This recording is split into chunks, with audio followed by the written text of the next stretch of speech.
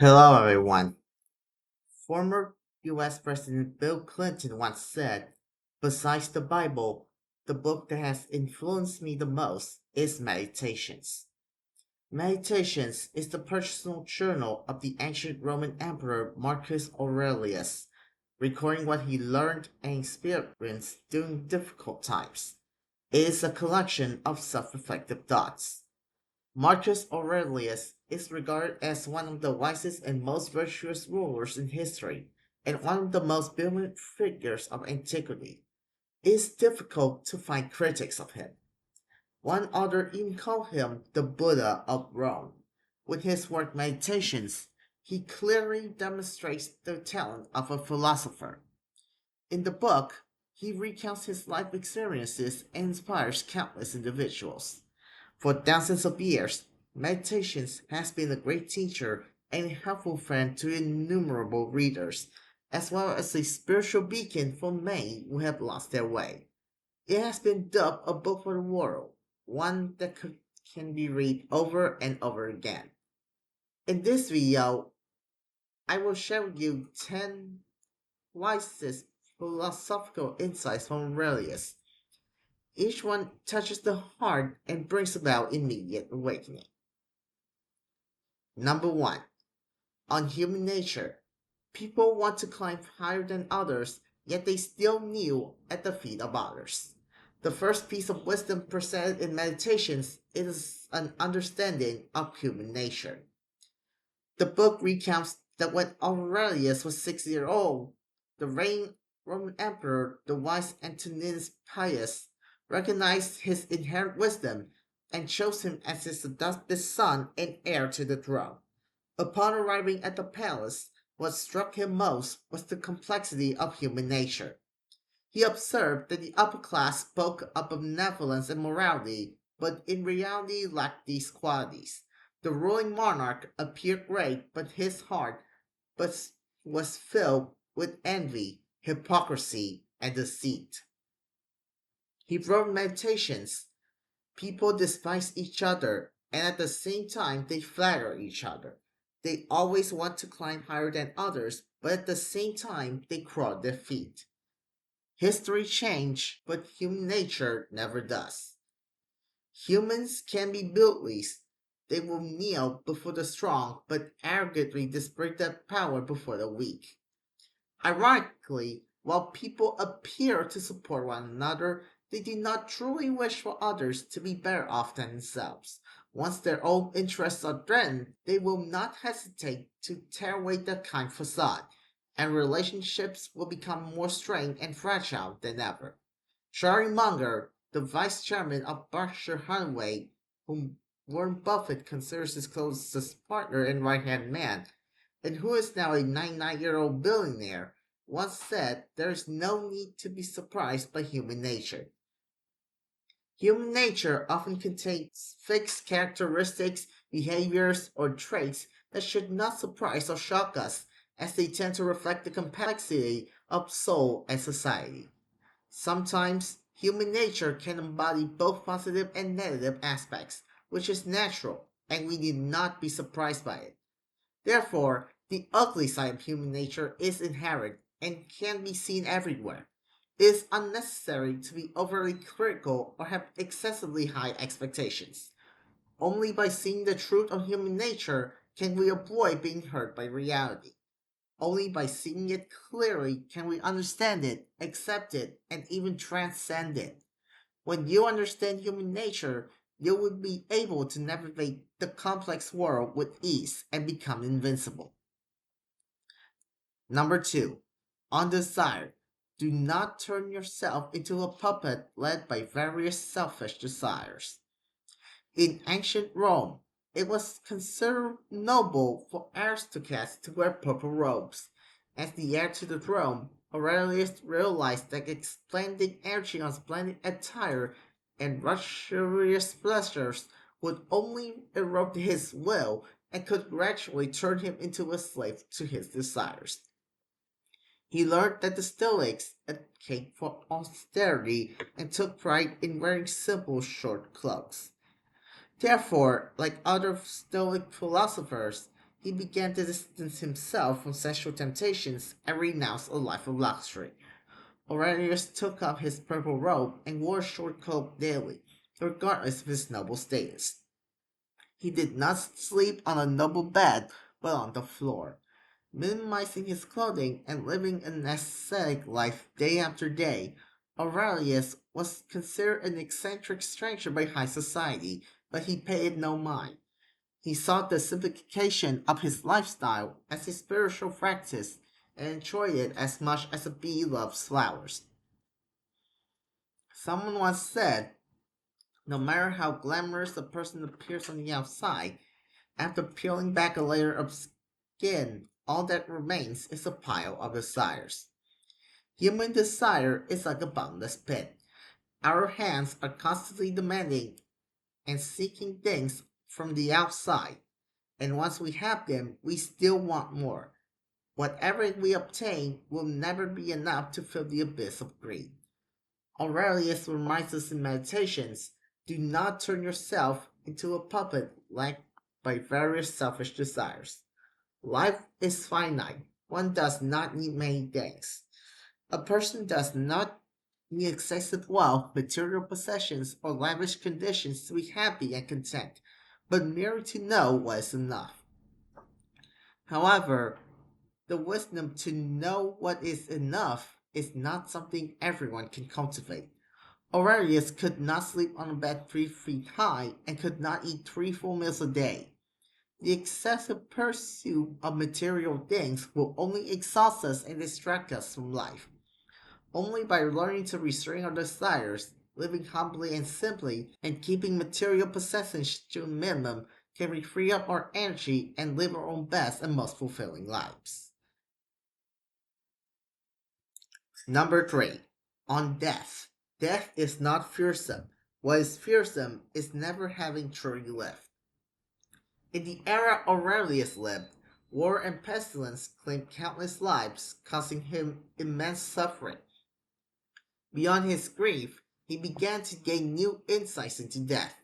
He gradually discovered that no one, from princes and generals to common people, could escape death. After seeing the true nature of life, Aurelius began to change his way of living and strive to build the glory of ancient Rome. He worked day and night, dedicating all his energy to the development of the empire. Before long, he achieved outstanding success and earned the wholehearted support of his people.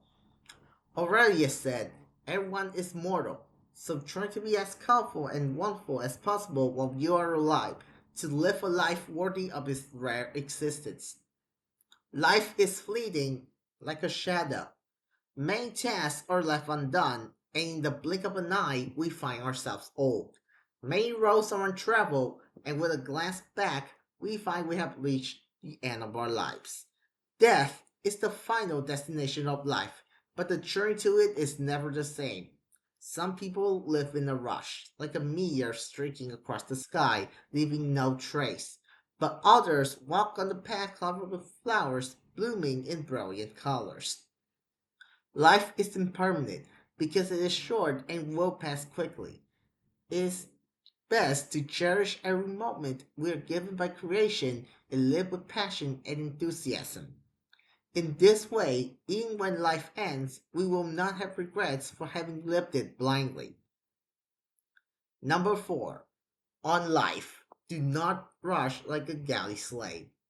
Meditations mentions that throughout decades of war, Aurelius always maintained a comfortable and relaxed pace of life. In addition to his busy and stressful government work, Aurelius enjoyed writing in his journal and studying philosophy. At that time, these activities were marked as unprofessional and unrelated to his main duties, but Marcus Aurelius still took pleasure in and enjoyed them. Through his actions, he tells us that life is like a sea voyage. Constantly rowing like a slave without rest can lead to exhaustion and losing one's way. There is a saying, the highest ideal of humanity is that everyone has time to enjoy human life. For people in this world, the meaning of hard work is nothing more than to make a better life for oneself. But many people have reversed this order. Many want to wait until they have everything, saving the best for last before they enjoy life. But in the end, they not only become so busy that they forget themselves, but also lose sight of the true purpose of life. So, no matter how busy you are, you must learn to make some time in your hectic schedule. Create a special space for yourself. Read a book, write in a journal, travel to enjoy the pleasures of life. Work with 70% enthusiasm, read and reserve 30% of your time for yourself. This is the best way to be kind to yourself.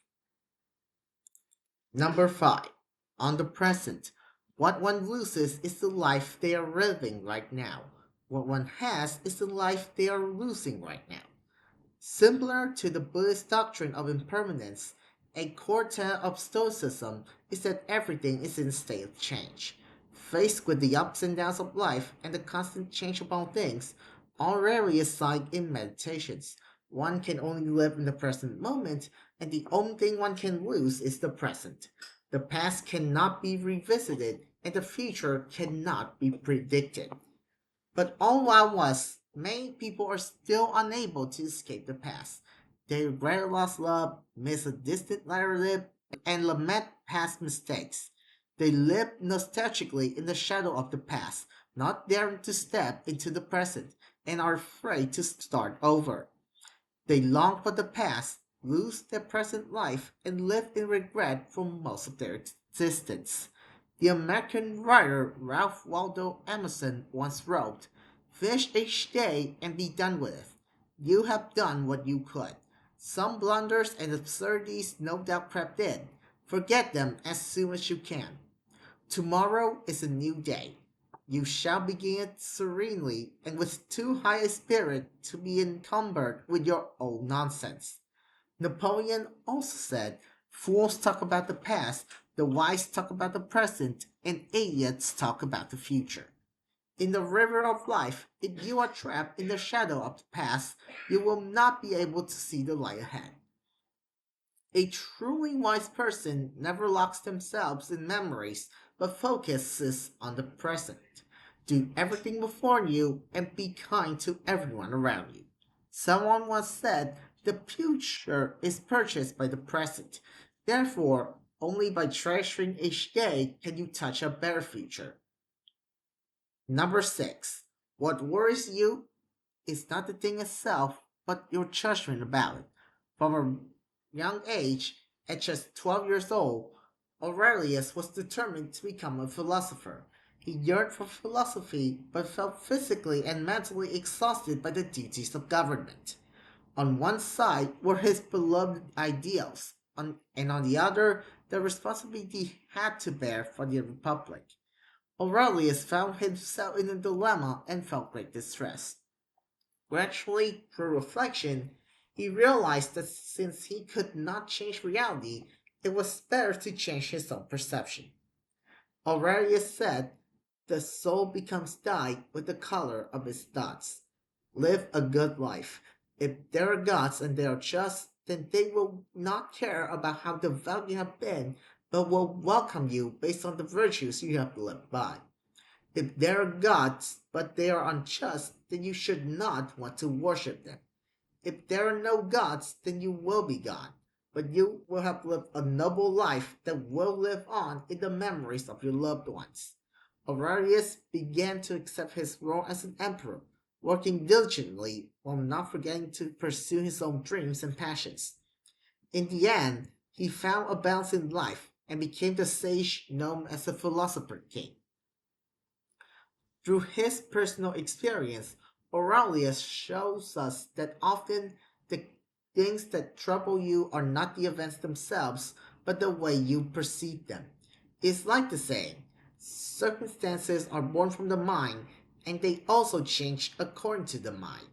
Therefore, when your thoughts and perceptions change, your emotions will also change, and your destiny will change accordingly. His view coincides with the ABC theory of emotion in psychology. In this theory, is expressed as follows: A is the activating event, B is the belief or view about the event, and C is the emotional consequence. When there's a cognitive distortion in B, it leads to biased behavior and a loss of emotional control. As someone once said, when you feel pain, it is certain that your thoughts and perceptions have a problem. Good thoughts lead us to think positively, while bad thoughts are often the source of negative energy. Only by correcting our misconceptions and thinking in the best possible way in all things can we ignite the positive energy within our hearts and lift ourselves out of life's difficulties. When you are in pain and feel helpless, you can also change your way of thinking. As Lao Tzu taught, misfortune is the foundation of fortune, and fortune is where misfortune hides.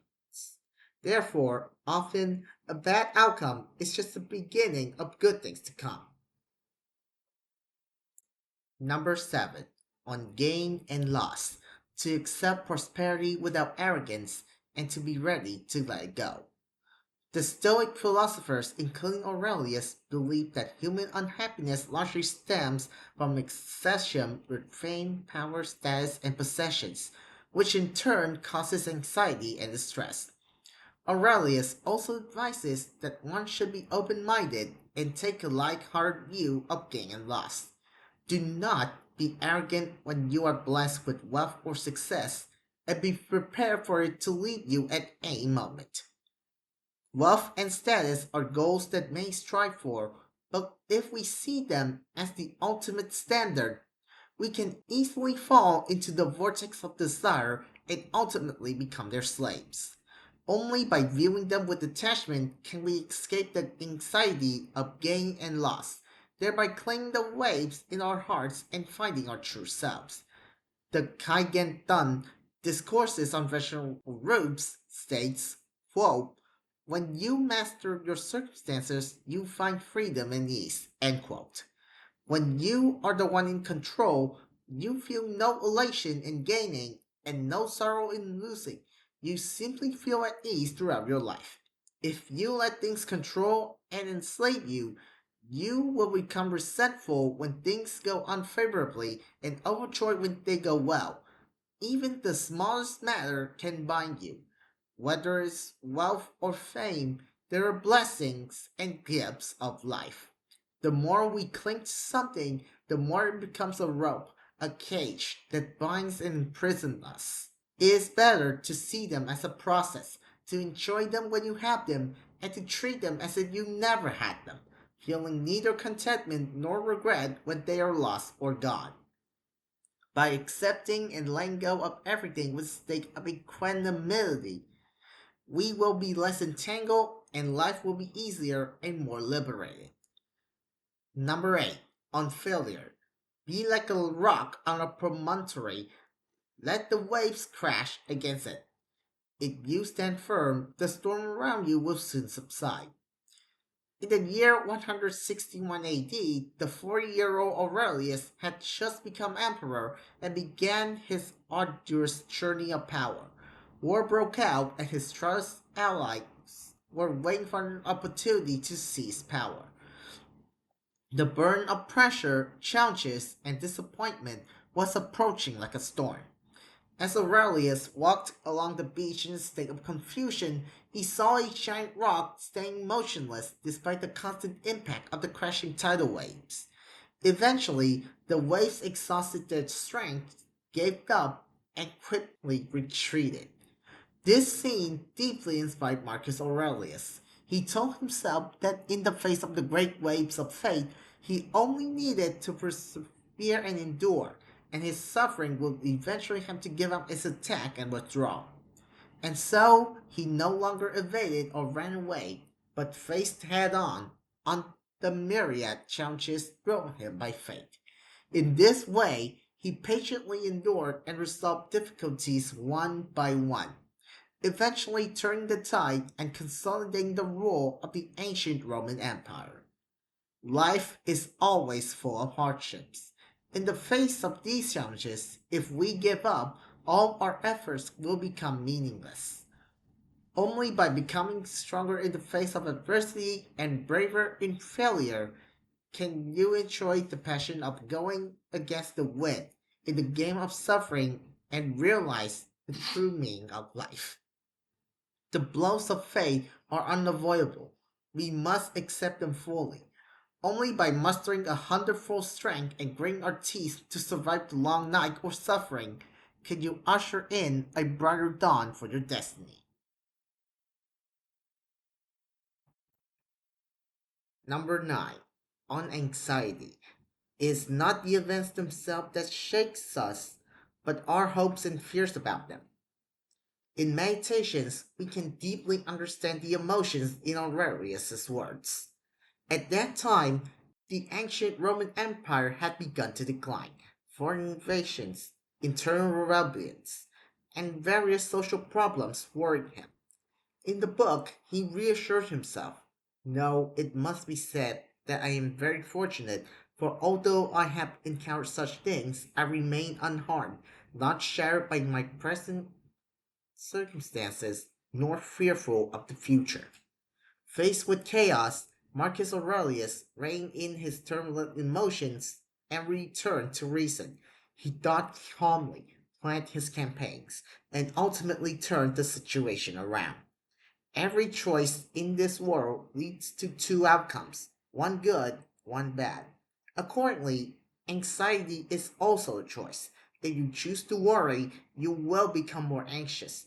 If you choose to fear, you will become more fearful. In this competitive world, everyone is caught up in anxiety to varying degrees.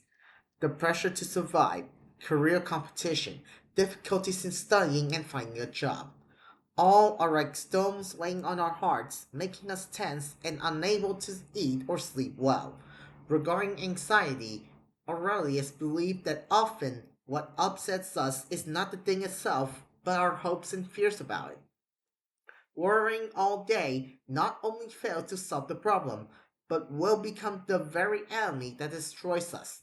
When you're no longer afraid and no longer overthink, you can see past appearances and grasp the situation clearly. Only when we maintain a calm state of mind can we get to the root of the problem and resolve the situation with ease. Number 10. On the soul. A person can retreat anywhere, but there is no place as truly peaceful as retreating into one's own soul. Meditations mentions that many Stoic philosophers of that time, in pursuit of spiritual tranquility, withdrew from the hustle and bustle to dedicate themselves to cultivation. But Marcus Aurelius reminded himself that retreating to the countryside does not necessarily mean escaping troubles, and that seclusion within the palace can also be a form of practice. Perhaps his underlying message was, when one's inner virtue is firm enough, it matters not where one lives, whether in a peaceful place far from the world or amidst the temptations of mortal life, one will not be swayed by the allure of desire and can still cultivate with sharpness, flexibility, and clarity. Do not be overly excited by changes in external conditions. Inner place is more important than anything else. As the saying goes, the scenery is born with the mind and it ships with the heart. One's state of mind determines one's life. Everything external is a reflection of one's inner self. If the mind is calm, no external noise can create ripples within. Therefore, a truly wise person does not run for the clamor of the world, but builds fences and plants flowers in their heart. A truly strong person does not escape from painful reality, but cultivates inner meditation. The Huainan said, when the mind is governed, all parts are at peace. When the mind is disturbed, all parts are in chaos. All strength comes from the stability and order of the inner world. Merely changing the external environment is not enough to achieve true peace. Only when we turn inward, building a solid and stable spiritual foundation, can we attain peace that nothing external can provide. American writer James Fadiman said, "Meditations have the strength to feel." This golden book carries the great responsibility of human life with a steadfast and unyielding spirit, directly guiding people to live better lives. Opening meditations make you feel as if you are on the battlefields of ancient Rome, listening to the wise words of this philosopher emperor. The words of Marcus Aurelius, like a spring breeze and a gentle rain, like the morning sun, brings us strength and awakening. You need to learn to think, not only to understand the laws of change between things, but also to maintain an interest in these laws of change, and from a philosophical perspective, to cultivate yourself. This life is a continuous process of self cultivation and self improvement. Failure, frustration, and confusion are normal in life, but if we do not self reflect and learn from our experiences, we will make the same mistakes when faced with similar problems. Like Aurelius, let's always reflect and introspect. Seek opportunities in adversity and gain wisdom in failure. Only then can we continue to break through, grow, and be our better selves.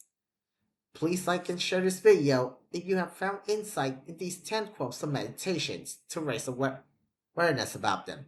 And whatever may happen, may we all always maintain a clear mind and respond with calm composure in our lives. Thanks for listening. See you next time.